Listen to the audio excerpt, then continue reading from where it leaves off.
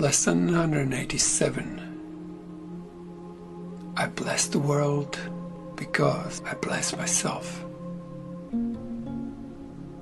No one can give unless he has. In fact, giving is proof of having.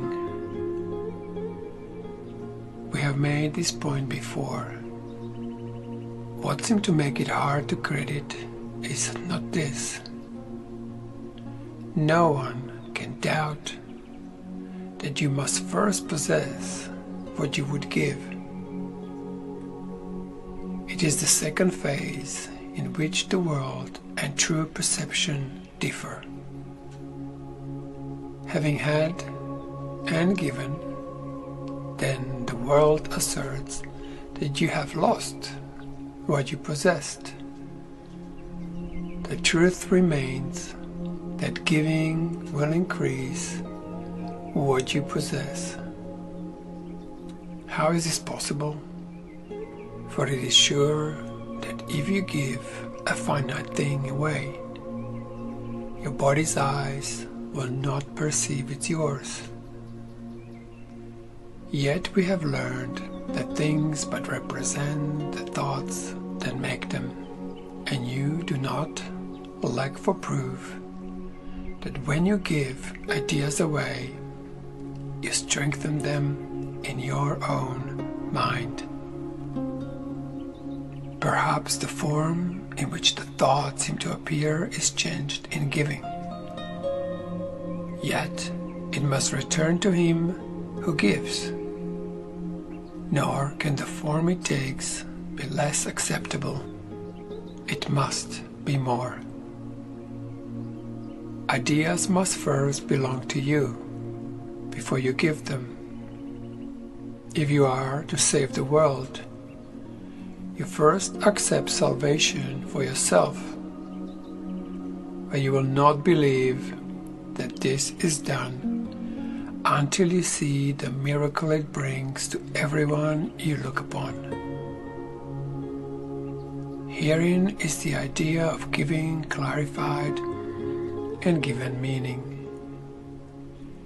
Now you can perceive that by giving is your store increased. Protect all things you value by the act of giving them away, and you are sure that you will never lose them. What you thought you did not have is thereby proven yours.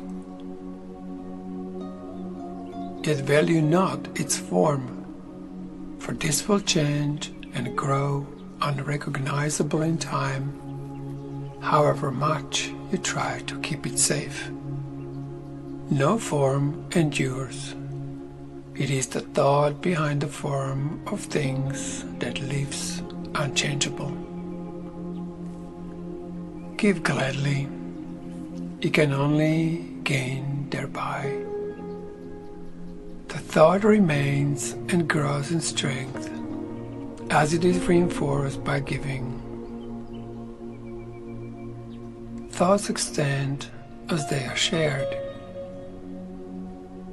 for they cannot be lost. There is no giver and receiver in a sense the world conceives of them. There's a giver who retains, another who will give as well, and both must gain in this exchange, for each will have the thought in form most helpful to him. What he seemed to lose is always something he will value less than will surely be returned to him. Never forget you give but to yourself. Who understands what giving means must laugh at the idea of sacrifice. Nor will he fail to recognize the many forms which sacrifice may take.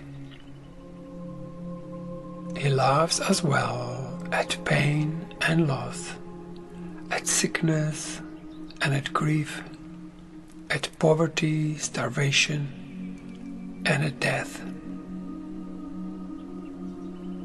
He recognizes sacrifice remains the one idea that stands behind them all. And in his gentle laughter are they healed. Illusions recognized must disappear. Accept not suffering, and you remove the thought of suffering. Your blessing lies on everyone who suffers when you choose to see all suffering as what it is. The thought of sacrifice gives rise to all the forms that suffering appears to take. And sacrifice is an idea so mad that sanity dismisses it at once. Never believe that you can sacrifice. There is no place for sacrifice in what has any value. If the thought occurs, its very presence proves that error has risen and correction must be made. Your blessing will correct it. Given first to you, it now is yours to give as well. No form of sacrifice and suffering can long endure before the face of one who has forgiven and has blessed himself. The lilies that your brother offers you are laid upon your altar with the ones you offer him besides them. Who could fear to look upon such lovely holiness? The great illusion of the fear of God diminishes to nothingness before the purity that you will look upon here. Be not afraid to look. The blessedness you will behold will take away all thought of form and leave instead the perfect gift forever there, forever to increase, forever yours, forever given away. Now we are one in thought, for fear has gone. And here, before the altar of one God, one Father, one Creator, and one thought, we stand together as one Son of God, not separate from Him who is our source, not distant from one brother who is part of our one self, whose innocence has joined us all as one. We stand in blessedness and give as we received. The name of God is on our lips, and as we look within, we see the purity of heaven shine in our reflection of our Father's love.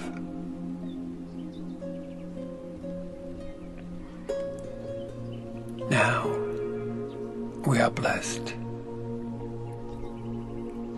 and now we bless the world. what we have looked upon, we would extend, for we would see it everywhere. We would behold it shining with the grace of God in everyone. We would not have it be withheld from anything we look upon. And to ensure this holy sight is ours, we offer it to everything we see.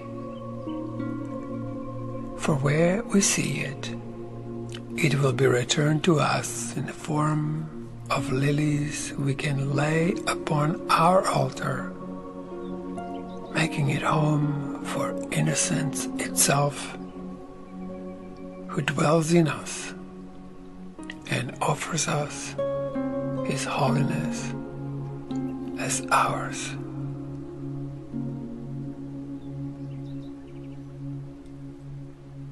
The end of lesson 187. I bless the world because I bless myself. I bless the world because I bless myself. I bless the world because I bless myself.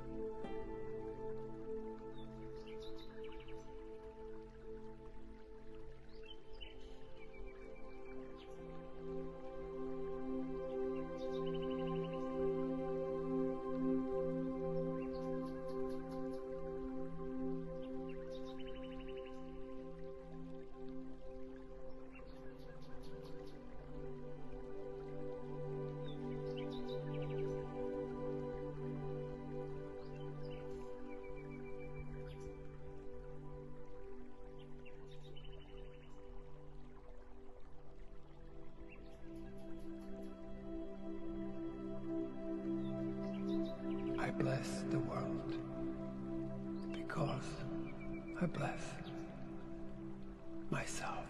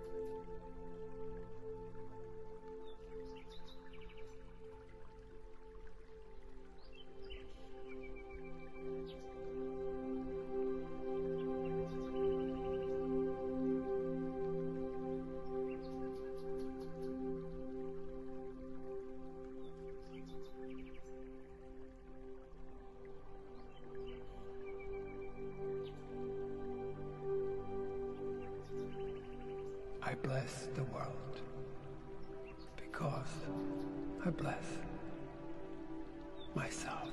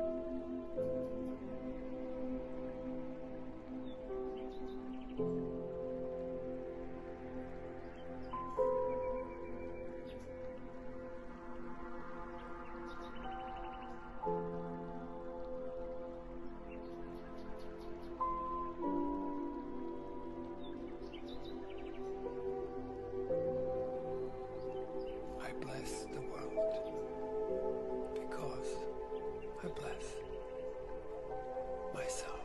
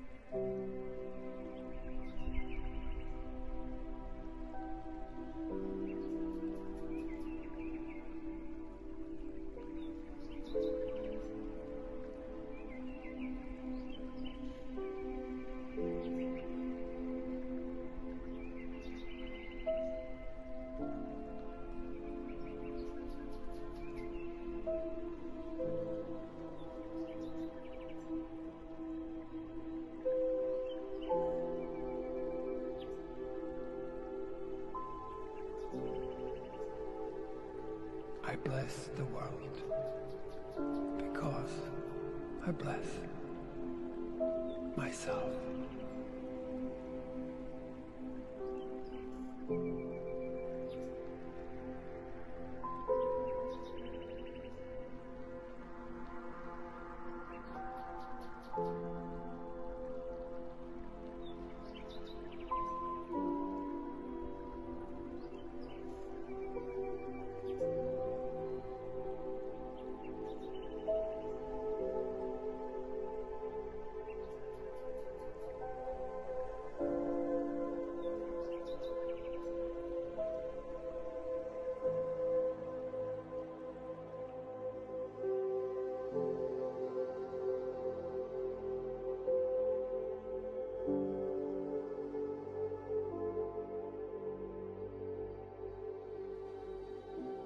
I bless the world because I bless myself. Peace out.